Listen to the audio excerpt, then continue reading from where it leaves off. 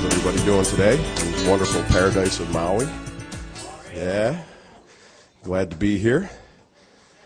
My name is Mark Ryan, and I'm gonna be the one to introduce Joe Vitale and Dr. Len, and I'm gonna talk to you, ramble on here for a little bit. Those of you that know me, I have a tendency to be a little hypnotic and go all over the place, and when I'm talking, I'll do my best to keep it fairly linear here. Last night, my girlfriend Kathy was asking me a question about looking around at all the beautiful people that were here and the great event of the luau for those of you that were here. And she asked me, she says, do you realize that if you hadn't introduced Joe to this, that all these people wouldn't be together? And, you know, there's part of us sometimes that wants to push things away and not accept it. And that part was going on, and I was like, well, maybe yes, maybe no. You know, this might have happened anyways and probably would happen, because to me it's about the energy, what Howaponopono is doing, what the divinity is doing, and it's that process that the divinity does through us brings us here together.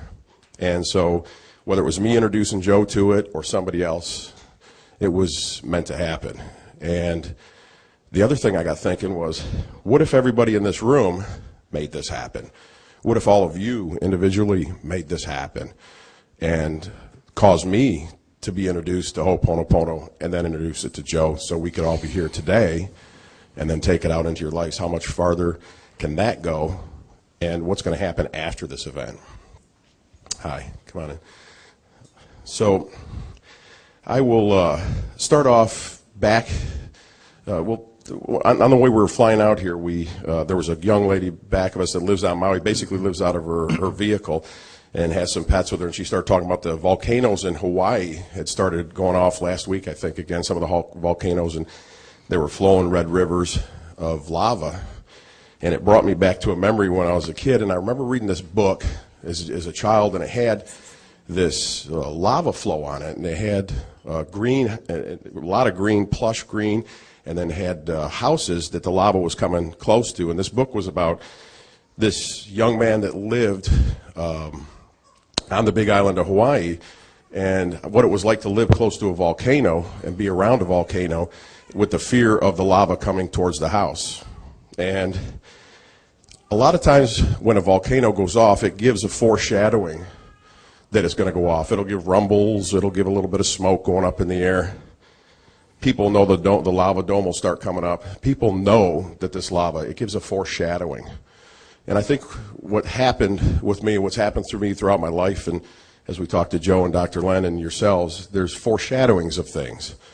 Things that you can look back in your past and say, were these little signs, were these little foreshadowings of what's happening now, what's to come? Excuse me. When I was in the military, I met a friend of mine. He was a roommate of mine when I was in Germany. And he was a Hawaiian, and his name was Howard Salmo, a good friend of mine that I'm getting ready to go see on Monday.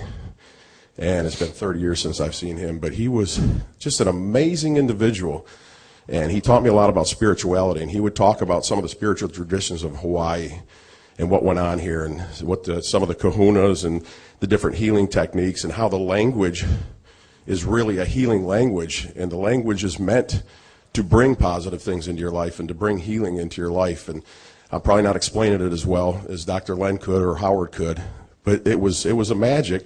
And he would try to explain a lot of this to me and tell me some of the miracles and things that would happen. I wasn't ready for it at like 17, 18 years old, but it was a foreshadowing. It was kind of a rumbling of what was to come. Even to the fact of Hawaii Five-0, watching Hawaii Five-0, I used to love that program and be really drawn to the island of Hawaii and what was going on and the people and the culture that were there. Excuse me, I got a little bit of a cold and flu that I'm still cleaning on here. Then, when I started getting to NLP and training with that, some of my teachers that I really started training with, they had also lived on the island of Hawaii and Maui and different places throughout and studied some of these ancient techniques, and they had come up with a process that was their own version of the Howaponopono that they had been taught.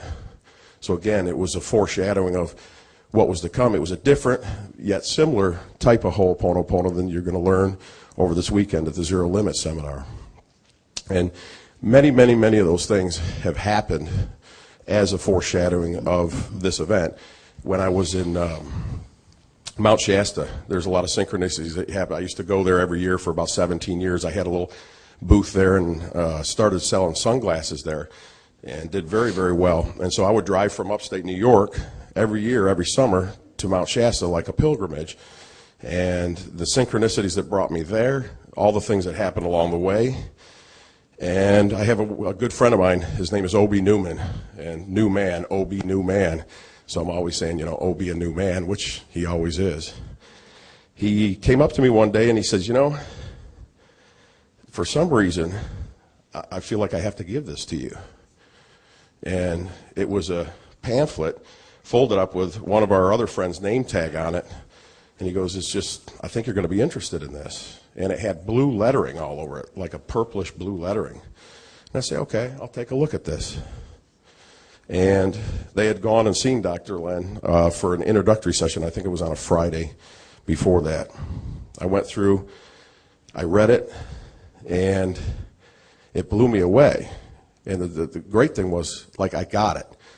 And again, let's go back to foreshadowing. Dr. Vitale recently had his book, Adventures Within, which is a personal tale about his spiritual growth and what has happened to him along the way. I had recently read that book, and in that book, it talked about the Book of Est from Warner Harrahart and how much he liked it and enjoyed it. So I went out and got the book. It took a long time for me to get it because all the libraries didn't have it anymore, and they couldn't figure out. They're like, we don't know why people are taking this book. Well, I went to eBay and found out there's $95 because they're not printing it anymore. So I knew what all the college students were doing with the books to make a little bit extra money, and finally got one, a special edition with a credit card from Cornell University, and read it.